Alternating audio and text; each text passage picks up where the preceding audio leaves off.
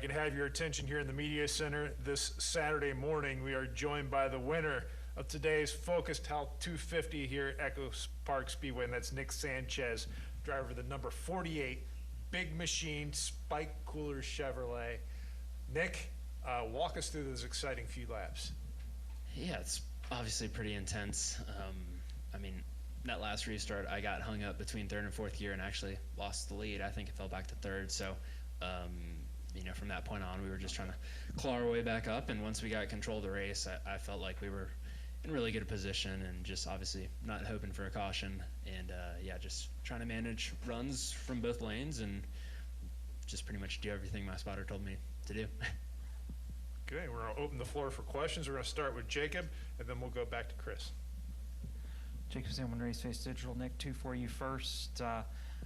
How emotional is this for the team? I know in the 2 weeks since Scott lost his father, there's been even more of a desire to get to victory lane. What have the last few minutes been like for this group?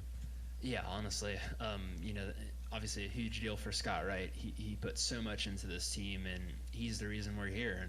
And to get this for his father that he lost a couple weeks ago is huge. I wish he was here with us at the racetrack, but I'm sure we'll celebrate very soon. And as far as the whole team, right? They've been they've been close so many times with Parker, right? Charlotte, at least 3 or 4 races here at Atlanta.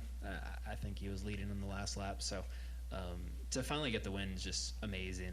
And honestly, I'm still a little speechless. I was going to say, what does this do for you? I mean, we've watched you win at every level you've been at. It took you a while in trucks, it felt like, to adapt, but it's been such a quick transition here. What has fit for you in the Xfinity car compared to maybe some of the other levels where you've had to really fight for it? Yeah, I mean, the trucks, I always had speed, and I felt like I showed that in 23, even without winning a race. But these cars, you could, as a driver, take control of a little bit easier. So a lot of them, mile and a half, right? When you qualify, you're not wide open. When you come in, you don't complain about aero or, hey, the 11 truck was way faster than me. These cars are on edge and you drive them. So, I feel like I'm not too bad at that. Still getting a little bit better, but it just fits my style.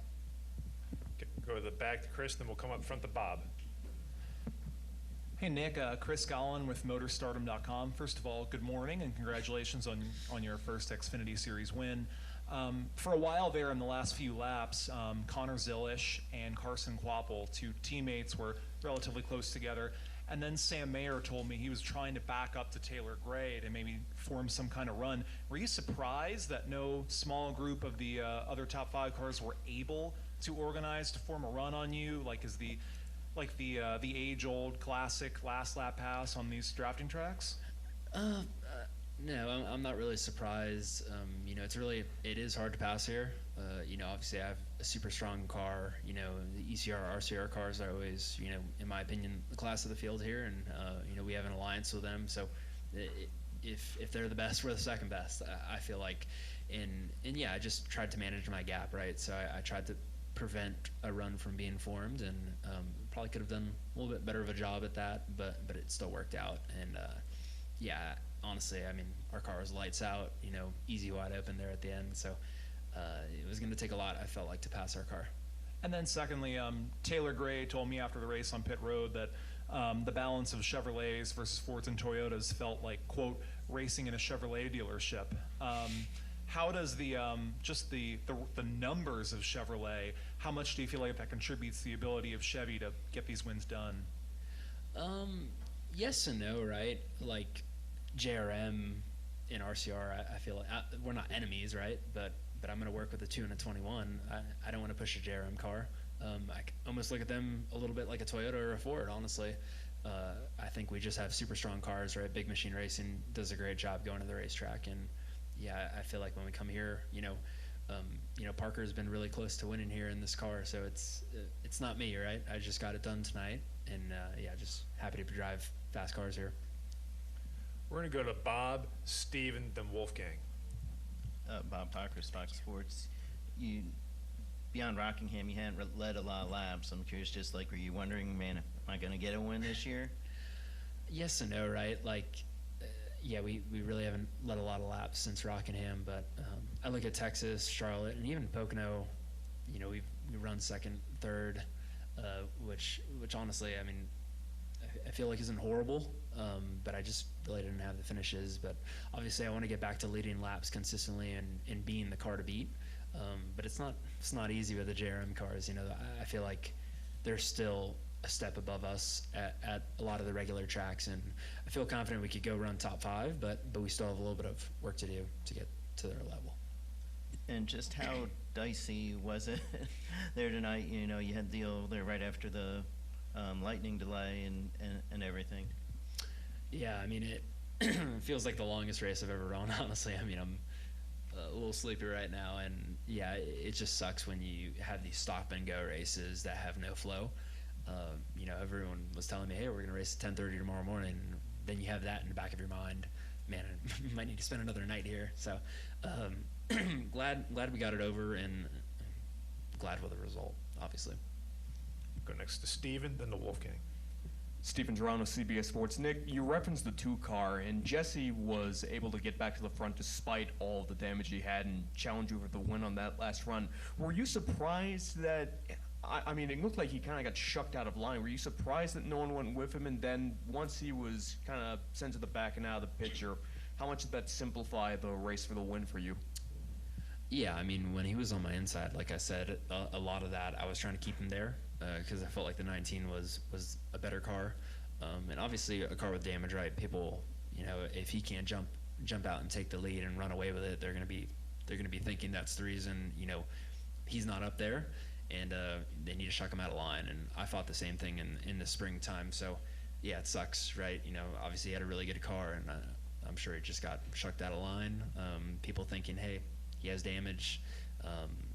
He's holding us up, but I really don't think that was the case. Obviously, we had a strong car, and I felt like it was whoever controlled the top lane was going to prevail. And on the subject of the RCR cars, the 21 had issues early. He was never a factor. You know, knowing his history here, how much did that change the race for everyone, knowing that the 21 car was out of the picture despite how fast he was? I mean, it kind of opened up the door, in my opinion, when I saw the 2 have damage, the 21 and even the 7 got caught up in the wreck, and obviously the 00. So I looked at that at the end of stage 2. I think after I spun, like, man, I just can't screw this up because the door's wide open. And obviously, if the 21 was still in the race, it would be a lot harder. But I don't want to say I'm glad he wasn't in it, but it really opened up the door. Thanks, Nick. Congratulations, man. Thank you. Go next to Wolfgang, and then we'll go back to my man in the hat in the back. Nick, congratulations over here. Wolfgang Monzer from Germany, Rennsport Press Agency. 2 questions. I had the impression was watching the race that your car became quicker and quicker during the end.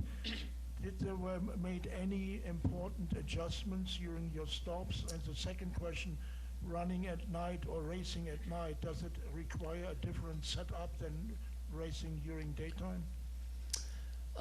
You know, at Atlanta, I feel like with the temperature here, right, you know, it's a lot more of a handling race in the spring. So I feel like it's kind of compatible. You know, if you have a good daytime car, I feel like it's going to transition into the night well.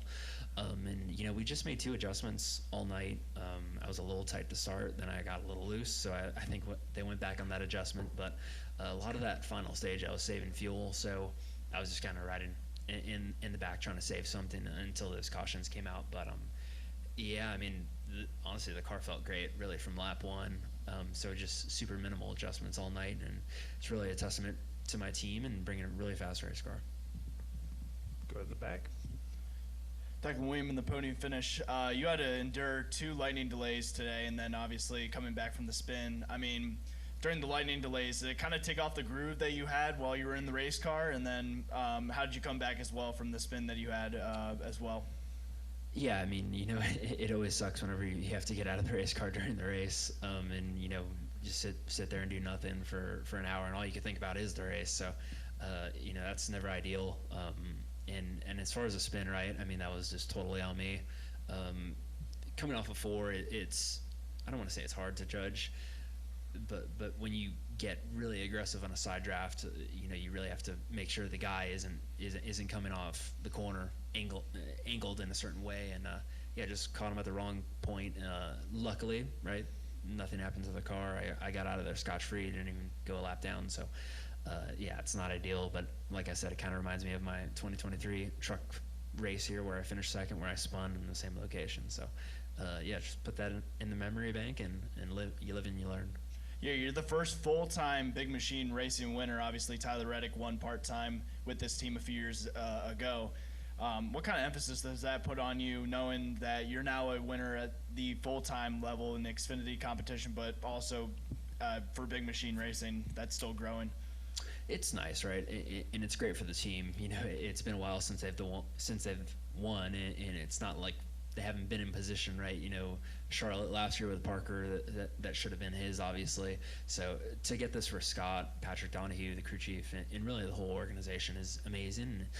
And honestly, I expect to hopefully be here in the coming weeks, right? We have a lot of speed at the regular tracks, almost even more than I feel like the plate tracks. So, my goal is to win on a 1.5 mile, a short track, and it's going to be hard on a road course, but you give it my best shot. We're going to finish up front here with Dustin Long. Dustin Long, NBC Sports. What does this mean for you personally and for your journey? I know it's not complete. There's still more to go, but from where you started in a non-traditional area of the sport to get to this level, I know you're kind of a low-key guy, but it seems like, well, it's just another day at work. Is it another day at work, or is there something more to it? I mean, look, when I show up to a racetrack, my goal is to win, and this is what I expect to do, and it's not easy. It's not easy at all, and I learned that in my rookie year in trucks. So, for me, right, just try to, I don't want to say treat it like another day, but this is my expectation as a race car driver, and just keep on doing this. And in this sport, winning is everything. Nobody cares about second, third.